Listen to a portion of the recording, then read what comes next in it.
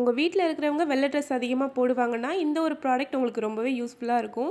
எங்கள் வீட்டில் washing machine இருக்குது. இருந்தாலும் ஒரு சில துணிகளை நான் கையில் தான் துவைச்சிட்ருக்கேன். முக்கியமாக இந்த வெள்ளை துணி, என் பையனோட ஸ்கூல் சாக்ஸ் இதெல்லாம். என் பையனோட ஸ்கூல் சாக்ஸ்லாம் நிறம் மாறதே இல்லை, இந்த கலர்லேயே தான் இருக்குது. ஸோ இதுக்கு நான் சொல்யூஷனாக தான் அனுஸ்மார்ட்லேருந்து இந்த ஈஸி வாஷ் ஜெல் வந்து வாங்கியிருந்தேன். இந்த ஜெல் கூடவே ஃப்ரீயாக இந்த ஆலா ஃபேப்ரிக் ஒயிட்னர் கொடுக்குறாங்க. வெள்ளை துணிகளில் காஃபி டீ கரைப்படும்போது இந்த ஆலா வச்சு ஈஸியாக க்ளீன் பண்ணிக்கலாம். இப்போ இந்த ஜெல்லை எப்படி வந்து யூஸ் பண்ணுறதுன்னு பார்க்கலாம். நான் அரை பக்கெட் தண்ணிக்கு ஒரு மூடி ஜெல் வந்து எடுத்திருக்கேன். அது தண்ணியில் நல்லா மிக்ஸ் பண்ணிவிட்டு நம்ம அழுக்காக இருக்கிற துணி எல்லாமே ஊற வச்சுக்கலாம். வெள்ளை துணின்னு கிடையாது, எல்லா அழுக்கான துணிகளையும் இந்த ஜெல் யூஸ் பண்ணி நம்ம க்ளீன் பண்ணிக்கலாம். ஒரு 1/4 மணி நேரம் நல்லா ஊற வச்சுட்டு இந்த மாதிரி கைட்டை கசுக்கும் போதே அழுக்கு எல்லாமே நல்லா போயிடுது. திரும்ப சோப் போட்டு ப்ரஷ் போடணும்னு அவசியமே இல்லை.